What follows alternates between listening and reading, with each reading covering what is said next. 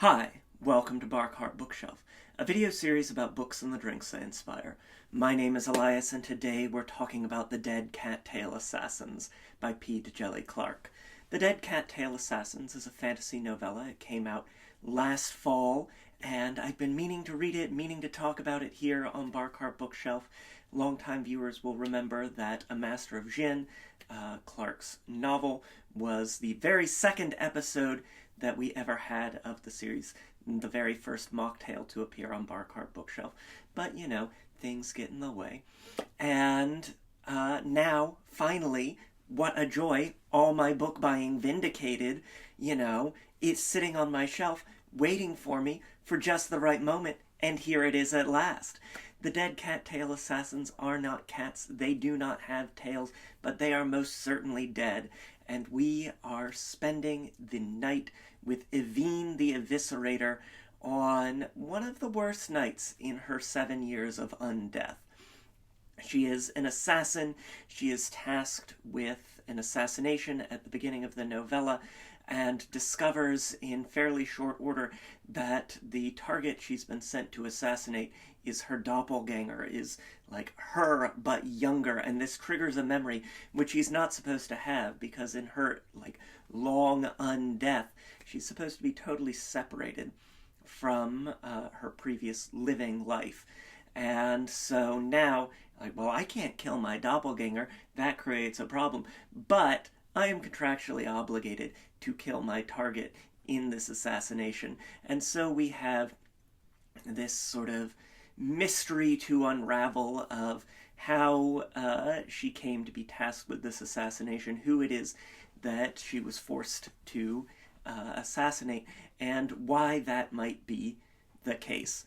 And amid all of that, we have battles with her fellow assassins, with necromancers, with strange sorceries and gods who speak in this really delicious patois, this sort of elevation of divinity in this just wonderful way of speech that you don't often get to see in fantasy novels. It was so much fun, and I loved the tightness of having everything take place over the course of a single night. It had this sort of undercurrent of a festival, so we've got lots of crowds of people still out and about. We've got an exploration of how Evine came to be called the Eviscerator, and it's just, a Djèlí Clark book is such a gift. And they aren't always easy to talk about here on Bark Bookshelf. I read Ring Shout a couple of years ago, but for some reason, the KKK Demon book did not lend itself to a delicious little cocktail. The Dead Cattail Assassins, on the other hand, very much did. And with that in mind, why don't we turn to today's drink? Our drink is the Eviscerator, even though she only did it the one time. We're going to start with 1.5 ounces of blackstrap rum. This nice, it's going to have that molasses quality, dark chocolate, rich sugarcane spirit, good for a night out and about, and good as our weather is starting to turn here. It's going to get real hot for a couple of weeks in my neck of the woods, but in theory, it's going to be fall soon. So we're going to get 1.5 ounces of that blackstrap rum in there, that nice, rich molasses flavor. Beautiful. And then we will add our modifiers. Going to get a touch of sweetness in here with 3/4 ounce of grenadine, classic pomegranate grenadine.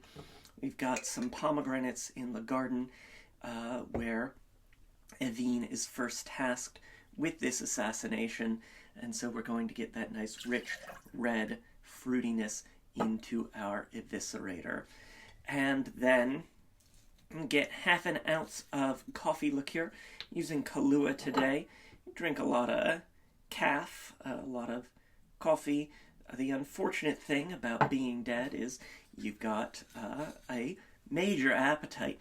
And regular things just can't satisfy. You gotta have 3 or 4 cups of coffee to match the energy that a living person might get from one. And you gotta drink things and eat things that are strong in flavor, that are potent, that are powerful, as we'll see right here.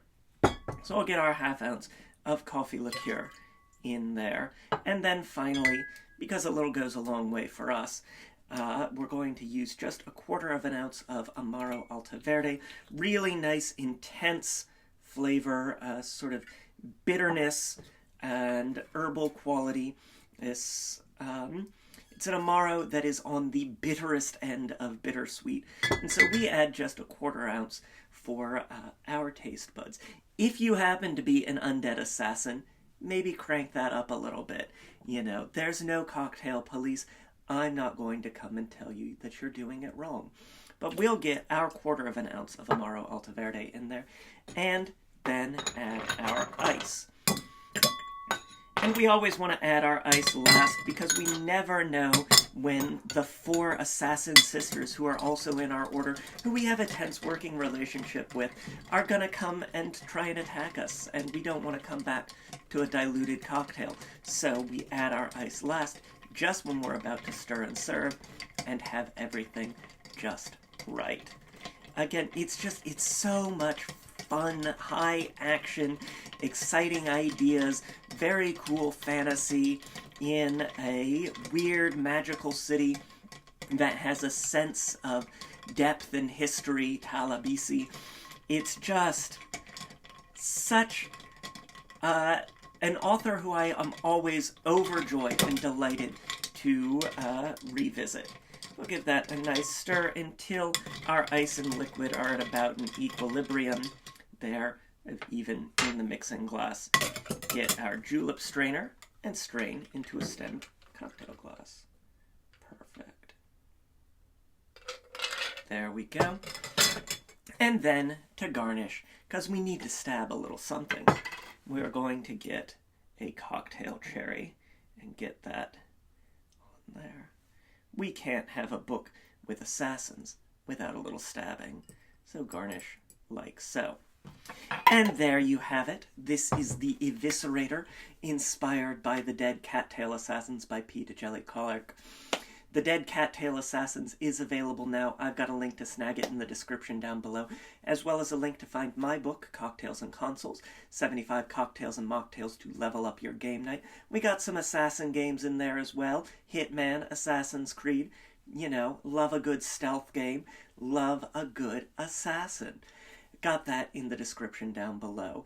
We've got links to various forms of social media, including Blue Sky and Instagram, where there's always a written version of today's recipe. Try the drink. Let me know what you think in the comments down below. Hit that like button if you haven't already. It really makes me so happy when you do. Really helps us to find new audiences. Subscribe if you haven't already. We've got some great books coming as we round out September here and head into spooky season. Always very excited to share those books with you. Can't wait. And so, until next time, cheers.